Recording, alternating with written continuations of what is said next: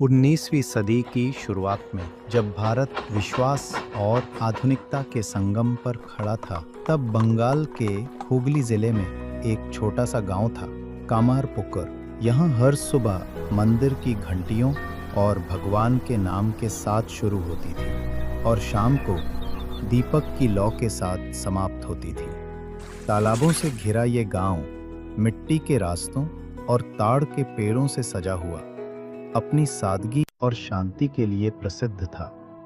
इसी पवित्र भूमि पर जन्म लेने वाले थे एक ऐसे बालक जिसकी आभा आगे चलकर पूरी दुनिया को आलोकित करने वाली थी, श्री रामकृष्ण परमहंस।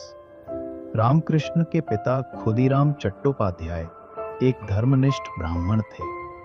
उनका जीवन सत्य, प्रार्थना और भगवान रघुवीर की सेवा में समर्पित था। वे किसी भी परिस्थिति में झूठ नहीं बोलते थे, यहाँ तक कि जब एक लालची जमींदार ने उनसे झूठी गवाही देने को कहा तो उन्होंने साफ इनकार कर दिया। परिणाम स्वरूप उन्हें अपनी पुश्तैनी जमीन और घर से हाथ धोना पड़ा। लेकिन खुदीराम टूटे नहीं। उन्होंने कहा, धन जा सकता है पर धर्म नहीं। गरीबी और सादगी में भी वे हर दिन पूजा पाठ करते रहे। गायत्री मंत्र जपते जपते उनकी आंखों से आंसू बहने लगते थे। उनकी भक्ति ही उनका सबसे बड़ा धन थी। उनकी पत्नी चंद्रमणि देवी सरलता और पवित्रता की मूर्ति थी। गांव की हर स्त्री उन्हें मां चंद्रमणि कहकर पुकारती थी, क्योंकि वे कभी किसी को मना नहीं करती थी। भले ही घर में कम खाना हो, पर जो भी भूखा उनके द्वार पर आता वो अपना हिस्सा भी बांट देती थी। उनका हृदय करुणा और प्रेम से भरा था। सन 1835 में खुदीराम गया तीर्थ की यात्रा पर गए। विष्णुपद मंदिर में एक रात उन्होंने दिव्य स्वप्न देखा। भगवान विष्णु स्वयं उनके सामने प्रकट हुए और बोले, मैं तुम्हारे घर पुत्र रूप में जन्म लूंगा। उसी समय कामारपुकुर में चंद्रमणि देवी के साथ भी एक अद्भुत घटना घटी। वे एक छोटे शिव मंदिर में पूजा कर रही थीं कि अचानक शिवलिंग से एक तेज दिव्य प्रकाश निकला और धीरे धीरे उनकी देह में प्रवेश कर गया।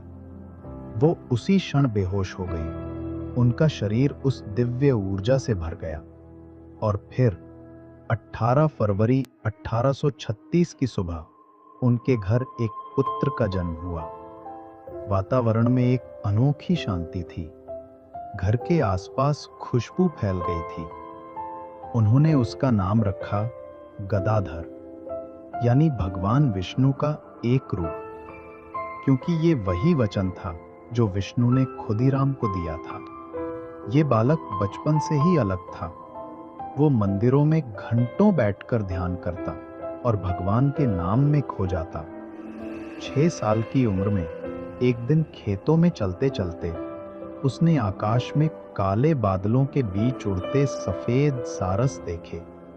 उस सौंदर्य को देखकर वो सम्मोहित हो गया और अचेत होकर जमीन पर गिर पड़ा। ये उसकी पहली भव समाधि थी, ईश्वर से मिलन का पहला संकेत। ऐसे थे खुदीराम और चंद्रमणि, एक सत्य और धर्म के प्रतीक, दूसरी करुणा और भक्ति की मूर्ति।